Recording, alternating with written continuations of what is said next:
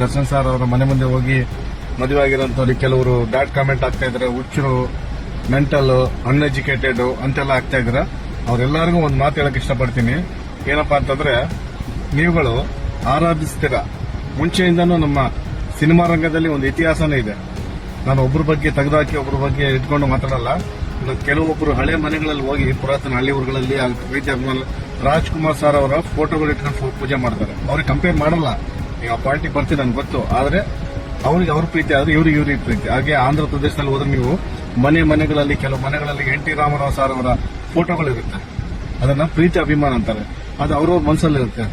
ಅವ್ರು ಒಳ್ಳೆ ಕೆಲಸ ಮಾಡಿದ್ದಾರೆ, ಇವ್ರು ಕೆಟ್ಟ ಕೆಲಸ ಮಾಡಿದಾರೆ ಅಂತ ಬರಲ್ಲ. ಅಭಿಮಾನ, ಅವರ ನಟನೆ, ಅವರು ಮಾಡುವಂತ ಕೆಲಸಗಳ ಮೇಲೆ ಅಭಿಮಾನ ಆಗಿರ್ತಾರೆ.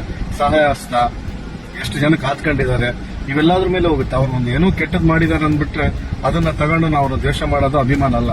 ಅವ್ರ ಮನಸ್ಸಲ್ಲಿ ಏನಂತ ಆ ರೀತಿ ಮಾಡಿದ್ದಾರೆ. ಹಾಗೆ ಬ್ರದರ್, ಮದುವೆ ಆಗಿರೋಂಥ ನವದಂಪತಿಗಳಿಗೆ ಶುಭವಾಗಲಿ. ನಿಮ್ಮ ಸಾಂಸಾರಿಕ ಜೀವನ ತುಂಬಾ ಅಚ್ಚುಮೆಚ್ಚಾಗಿ ಚೆನ್ನಾಗಿರ್ಲಿ, ಸಂತೋಷವಾಗಿರ್ಲಿ ಅಂತ ನಾವು ದರ್ಶನ್ ಸರ್ ಅಭಿಮಾನಿಗಳ ಪರವಾಗಿ ನಿಮಗೆ ಶುಭ ಹಾರೈಸ್ತಿದ್ದೀವಿ.